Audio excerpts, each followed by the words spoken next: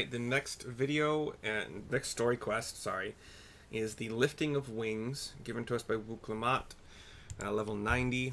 We are back in Okanu, and let's go. Might be my last video for 37 days, 38 days, we'll see. We should get some rest before the excitement begins. Cutscene immediately. Well, after she said that, technically, not immediately.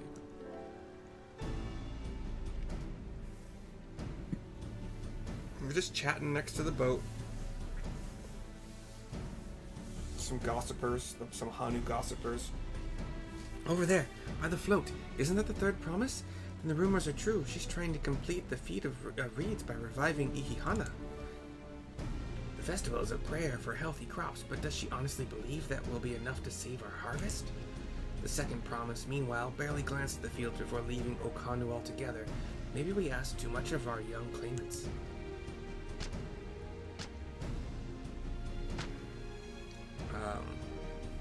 We have overheard this, and our Hanu guide, who I can't remember his name right now, seemed to want to react and say something, but Wuk shook him off. Oh, I wouldn't be too quick to count Koana out. A friend of mine overheard him muttering by the reeds, something about what needs to be done. Is that so? Perhaps we'll get to see another of his innovations firsthand. And they walk off. Hey, that sounds like our Koana. One look at the reeds was all he needed to think up a solution. Be that as it may, our own solution is nearly ready. Minihana? No, I missed the name again. Indeed, as soon as the others get back, our long-awaited festival can begin. Cutscene goes black, and our scion, the twins in Erinville come and join.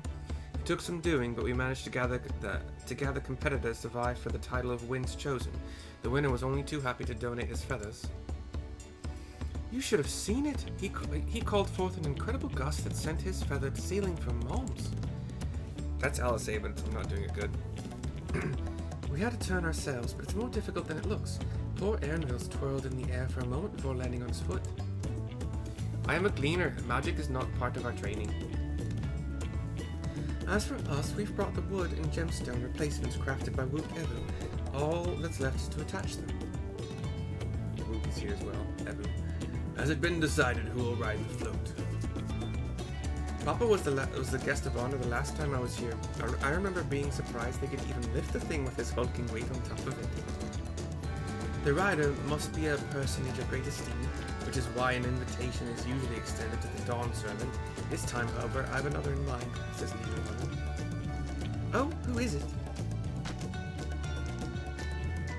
Her, probably. Our beloved Ihihana, the lifting of wings, is only being held because of you and your companions. Thus do I nominate you, Wuk Lamat, as our guest of honor. Huh? Me?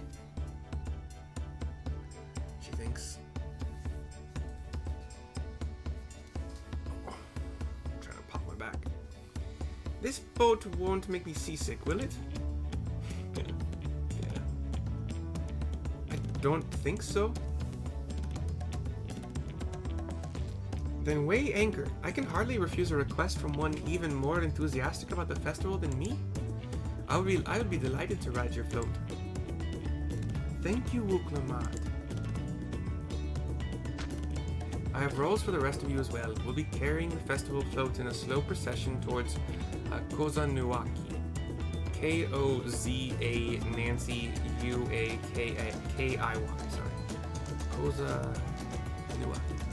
Where the sacred likeness of Kixaih, K-I-X-A-I-H-I-H, Kixaih, is ensconced. What I'd like you to do is clear the path of dangerous wildlife so that the procession can move along unimpeded. Consider it done, says Elfville. You expect me to sit still until Wuk Evu is finished with the float? Let me come along and help with the clearing. As you know, I'm not much for fighting. I'll stay behind and assist Wuk Evu with the repairs, says Erinville. If you aren't sure where you need to go, the path I spoke of begins at the south of the village and branches off to the east. That will lead you across the bridges to the stride of the sun, says Linuhan. The Then we shall see to clearing it end to end. Alright. FFXIV.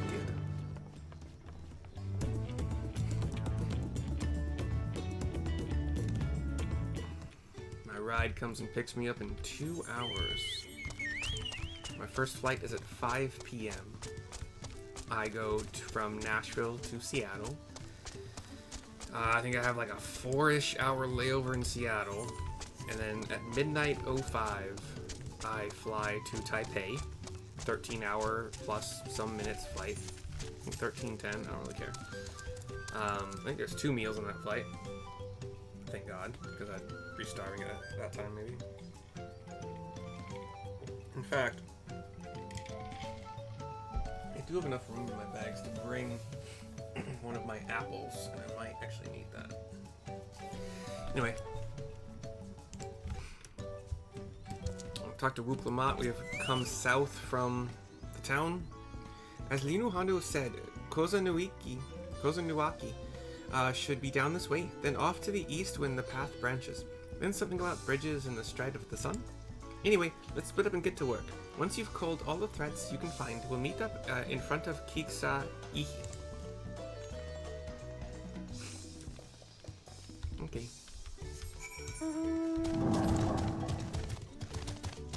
We head southeast.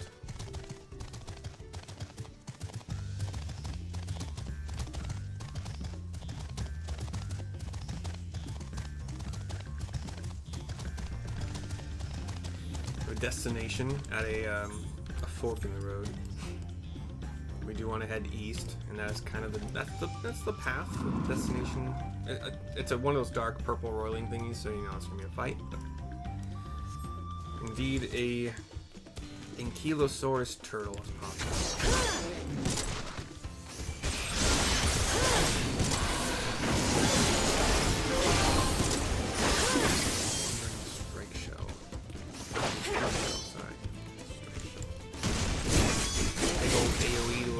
Well, not big old, it's a circular AoE itself to get out. And then we head east. Bridge Puihu. Passing by Kryl, who just has defeated the turtle of her own. I told you, you don't need to watch over me anymore. I wasn't doing it, I was just talking to you. Jeez. A little defensive. Another bridge. There's like a little island in the water. Another bridge. We're heading literally just directly east. Another dark roiling purple thingy. Fight! One colibri. I think there's another one over near Shad.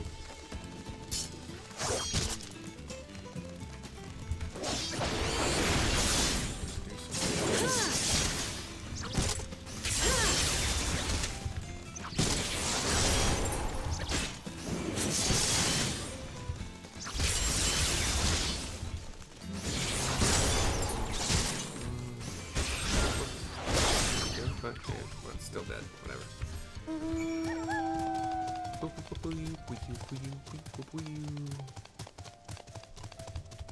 Eastmore. Across a bridge. Another one. This one looks like it could... They could pull it up to allow a boat to cross under it, kind of like a drawbridge, but... The only reason I say that is because it, like, both sides of the bridge come to an end in the middle of the water, or over the middle of the water, and they don't look attached. It's very strange.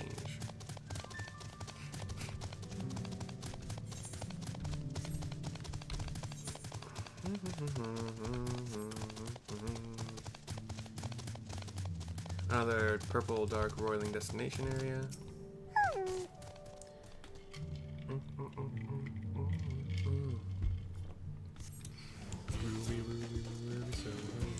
Got a couple ocelots.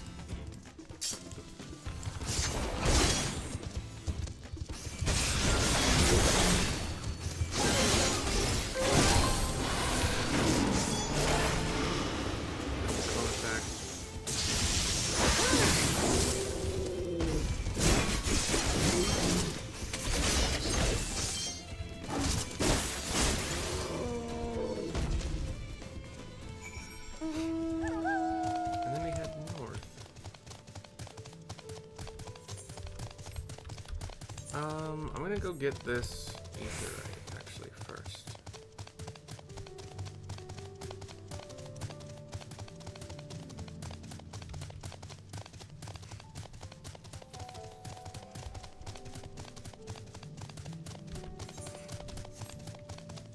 Dock Poga.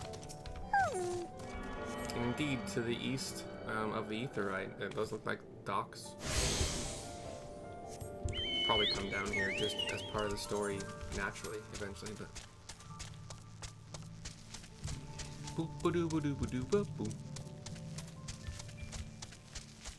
Yeah, I think after this quest, I'm probably gonna finish what I need to do for the planes they're traveling. But anyway, yeah, Taipei after 13-hour flight plus some minutes from Taipei to Manila. Not that long, I think it's like a few hours, 5 hours, whatever. And then from Manila to Davos, like an hour. And I'll see my fiance for the first time since May? I don't know how long it's been. It would have been May probably because school started in June. Or it could have been June, early June because school started late June. I don't remember for sure. Destination in Koza Nuwaki. Cutscene.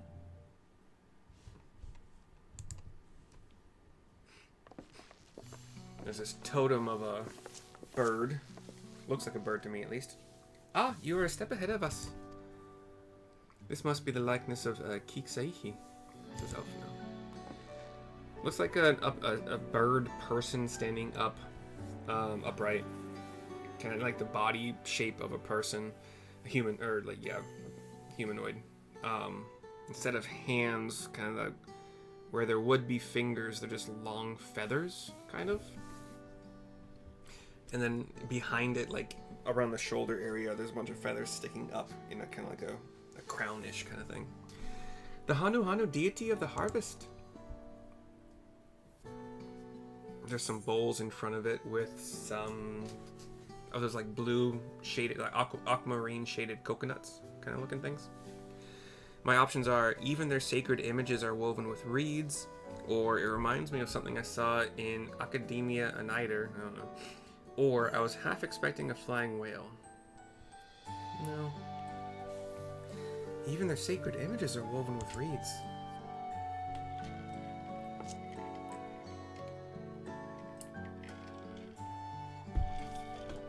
Makes you appreciate how much their culture revolves around the reed harvest, doesn't it? It's sad. It's said that Kiksaihi was worshipped on another continent. This ancient faith was then brought to Tural by the first Hanu. The Hanu migrated here from another continent, then mayhap the two do share a common ancestor. This is all very fascinating, but shouldn't we be getting back to Delinu Hanu? He'll want to know the path is safe for the procession. Right, and I need to ride on the float. I'll run ahead and tell him we're done here. She does. The cutscene goes black.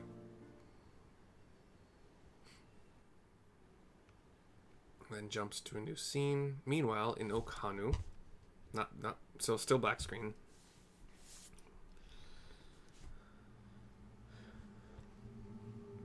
Wuk Evu, I believe his name is.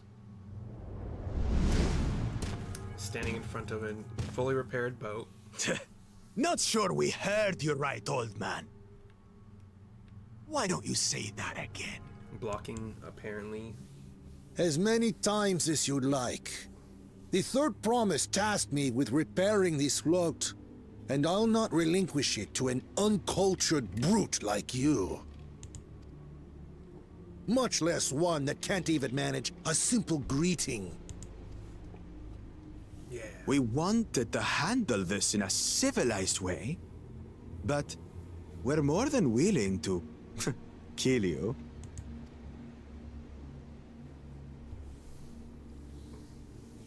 We have a two-headed problem. Yes, please hurry. Aaronville says into his earpiece. She's on her way back already? Stand back, Wukevu! I will protect the float! Says Linuhanu, very sure. Are you trying to be brave, little bird? Bravery and fear at the same time. I could never have repaired the float alone. Not properly. But thanks to Wuk Lamat and her friends, we can hold Ihihana again! This is a priceless treasure! And as festival leader, I would die to protect it! Very well, if that's what you want. Swords are drawn. Well, one sword in right hand and staff in left hand. Caster and warrior. Wuk Lamat comes running in with her axe trying to create a Akul leaps.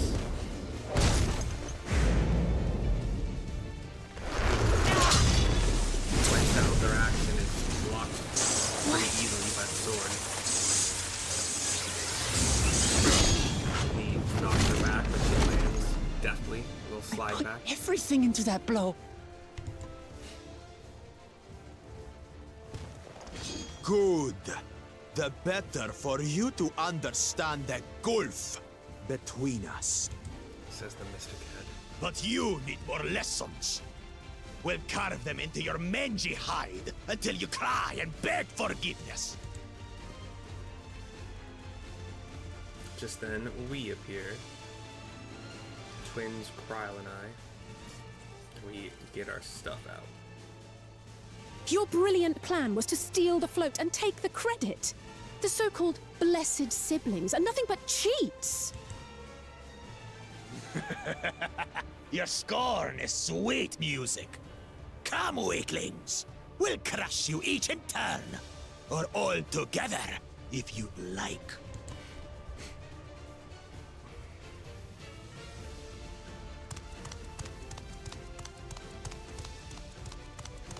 Calm yourself, Chosen One. If you fight in earnest, this will end in a massacre. Says one of his Mamulja companions, the one that... What's more, we have word that our other prospect is on the verge of success. The one that spied on us in the first place. Then it would be foolish to expend effort sweating nuts. Lucky for you. Eh? I would have destroyed you. Not in Dragoon form. I'd much prefer to be Red Mage for it, but I could do it. Ugh, two heads. I see Mamuk still clings to that loathsome hope.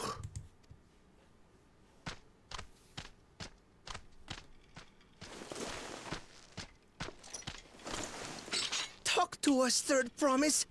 You're not dying, are you? Says Linuhanu. It'll take more than that to kill me. There, like, you didn't even get hit, so what is... Oh, never. Go. So, are we having this festival or not? It was his sword pushing back on her axe, and...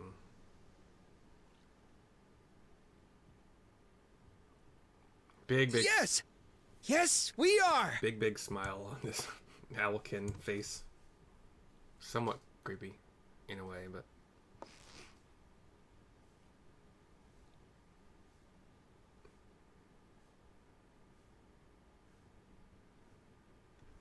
Cutscene fades out on Wuk Evu's pleased face.